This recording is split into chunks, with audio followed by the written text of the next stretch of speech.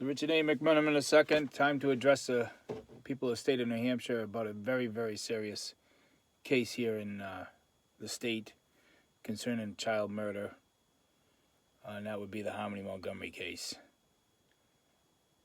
My investigation into facts of my case, why and who was retaliating against me and my children in these courts and the DHHS and the DCYF and all of that, has brought me to facts of the Harmony Montgomery case, which actually supersede what the public has been being told about this case from the Attorney General or any court proceedings. To start with, the way I got onto this was investigating, trying to find Baby Nomi. Baby Nomi's a big crutch in this case. It can't be ignored. It can't be stopped. The search for her. It needs to be realized if she's okay or not after what happened to her. And my search for more than 4 years now is it's excruciating. But what happened was investigating everything that happened to me and the same people that were involved in the cover-ups of what happened to my children and the retaliation upon me and the retaliation upon my children, these brutal attacks by the judicial system. There's a term for it I learned. It's called judicial abuse whenever these guys get cornered. This is very big news. There's all of what's going on here with the Sununu Center and this culture inside this network of judicial people in the state, especially the family courts and inside our Supreme Court here in New Hampshire. This is big, very, very big. You know, I pushed WMUR to do that article. They had no choice after what I had found and already had written. But this is the largest child sex abuse case in the United States history. And, you know, being involved in this and getting on the inside of this, I was able to identify people and resources that they use that are also affiliated with the Harmony Montgomery murder. And what you're being told about the Harmony Montgomery murder is at a level of falseness. There's too much that's being left out for it to be true, I guess you could say. Inside the Fourth Circuit Court in Laconia, there was testimony related to the murder of Harmony Montgomery and where her remains may be. And it's not in Rockingham County. It's not in Manchester. It's not in Massachusetts. That would be in Belknap County. And that testimony was part of a 2-day trial in the Fourth Circuit Court. Other evidence has been provided related to her murder just recently to that court, ordered to be provided. The testimony from an individual involved in the court system related to Harmony's murder and her whereabouts, where her remains may be, was destroyed. And of course, I have evidence of the destruction of it. When this case went on appeal to the Supreme Court of New Hampshire, and then into a federal venue, into a federal case, you know, this false testimony was provided to both those courts in a very, very highly criminal way, especially being that they're hiding these facts of Harmony Montgomery. This is a brutal case. For those that don't know, the Harmony Montgomery, a 5-year-old girl, was purportedly murdered by her father. She was reported at being at risk by the father multiple times, by relatives, other people. And the Manchester police went to the house 29 times. More importantly, the DCYF went there 4 times, saw Harmony with black eyes, saw her with head trauma, got a confession from the assailant, the father, that he was bashing her around the apartment, inflicting that harm upon her, and it was homicidal. Those were homicidal attacks. And the caseworker or caseworkers from the New Hampshire DCYF left her, and this guy finished the job. He murdered her. But what you're saying, what they're telling you, that she was murdered in Rockingham County in Manchester, is false. Is false. Because I have knowledge, because of my case, and because of other crimes that were committed in my case. See, there's crimes committed in my case that are connected to the Harmony Montgomery facts. And that's why they don't want this to be known.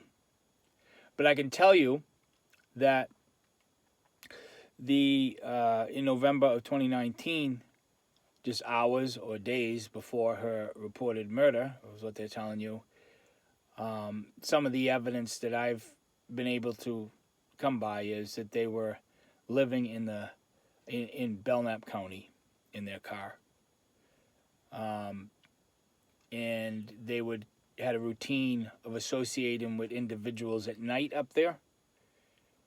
This is in the Lakes region, and then they would commonly go to sleep in the car in parking lots in Belknap County in the Lakes region. And a lot of this was videotaped. They were in the range of video cameras quite frequently up there. And because of this, I can tell you some evidence that nobody else knows to prove what I've learned about this case. For instance, hours or days before Harmony was reported murdered, they were at an establishment in the Lakes region of New Hampshire doing this routine of sleeping during the day. The stepmother, Kayla, I believe her name is, Montgomery, and I can tell you what she was wearing during or around the time that Harmony was reported murdered. She was wearing a snow parka, a winter parka, and it was a pastel color pink, and it had fur around the hooded section of it. This is while they were routinely living in their car in Belknap County. And she would commonly go to sleep in the car with that coat on. There's indications that the heat wasn't working correctly in the car because of that. There are other details of that vehicle and witnesses that Harmony was in that vehicle during that time. Other details that I'll hold back on for now, but are factual proof that this is the routine they had. And it doesn't have to do with Manchester, New Hampshire, or Rockingham County, or some swamp in Massachusetts. There are,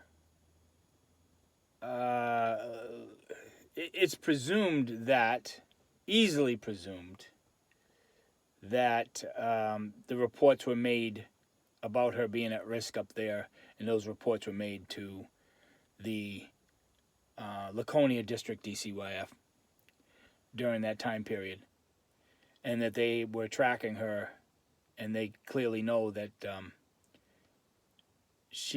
other people had access to her at night up in that vicinity, and that probably that she was murdered in that county, and there are possibilities of where her body may be, especially one very clear possibility of where her body may be up there, unfortunately. And this all goes back to testimony in that Fourth Circuit Court under the presiding judge of Michael H. Garner, who I've already done videos on in his relation to the Sununu Center and prosecutors that were going in and out of the Sununu Center. That court testimony directly related to the Harmony Montgomery case and the Baby Nomi case. This is very, very important. You know, the people in New Hampshire are being duped on this. This is extreme. Very, very extreme. You're going into a murder trial here. I tried to report this to detectives. Nothing. I've gone to the judge in the trial, and they're letting this narrative continue that's false. What happened to that girl is horrific. A little 5-year-old girl who lived in fear her entire life. It's evil what this state does to children. Just evil. And now we're going into the murder of her. They allowed her to be murdered, and they won't even tell the truth in a murder trial. Harmony was murdered in Belknap County. She wasn't murdered in Manchester. They're lying. And the proof of that is my knowledge of it, other witnesses' knowledge of it, and the destruction of evidence in that Fourth Circuit Court. And I have the proof of the destruction of that evidence. God bless Harmony, and God bless every child in this state. Those ones that are protected and those ones that have to suffer.